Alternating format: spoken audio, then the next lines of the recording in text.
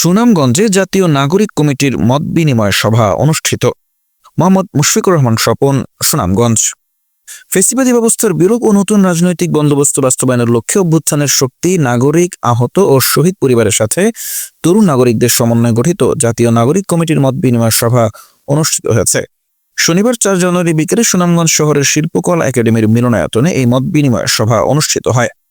সভায় বৈষম্য বিরোধী ছাত্র আন্দোলনে আহত ফয়সাল মিয়ার সভাপতিত্বে এবং শিক্ষার্থী ওসমান গনিয়ের সঞ্চালনায় বক্তৃতা প্রদান করেন জাতীয় নাগরিক কমিটির যুগ্ম সদস্য সচিব অনিক রায়, সাংগঠনিক সম্পাদক প্রীতম দাস, জাতীয় নাগরিক কমিটির সদস্য তুহিন খান, জেলা বৈষম্য বিরোধী ছাত্র আন্দোলনের আহ্বায়ক ইমনুদ্দোজা ইমন, ছাত্র জনতার আন্দোলনে আহত জহুর আলী সহ অন্যান্য নেতৃবৃন্দ।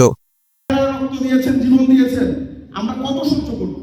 এরকম কাছে বড় দিয়ে আমাদের ভাইয়েরা হাঁটবে, এরকম পানি নিজাম এখানে বসে থাকবে, এরকম হাত কাটা অবস্থায় আমাদের ভাইয়েরা আমাদের পাশে দাঁড়াবে? আমরা এটা কত মেনে নিব?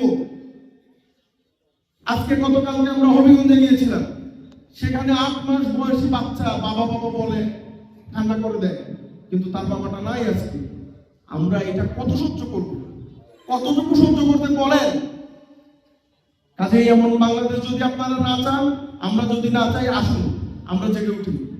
আপনারা প্রত্যেকটা মানুষ রাজনৈতিক নেতা হবেন, প্রত্যেকটা মানুষ কর্মী হবেন এবং প্রত্যেকটা মানুষকে অভয় দিবেন যে আগামী বাংলাদেশে আমরা নতুন রাজনৈতিক বন্দোবস্ত করব।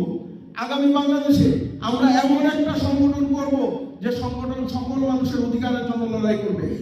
আগামী বাংলাদেশে আমরা এমন একটা রাজনৈতিক দল করব যে রাজনৈতিক দল আপনাকে নিশ্চিতভাবে দেখাতে পারবে যে এই দেখুন আমরা যে দলিল বানিয়েছি, সেই দলিলের মধ্যে বাংলাদেশের মানুষের কথা আছে।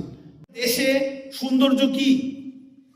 আমাদের সেই দেশ বানাইতে হবে, যেই দেশে হিন্দু, মুসলমান, বৌদ্ধ, খ্রিস্টান, সে পুরুষ হোক, তিনি মহিলা হন, তাদের সবার নিজের কথা বলার অধিকার থাকবে।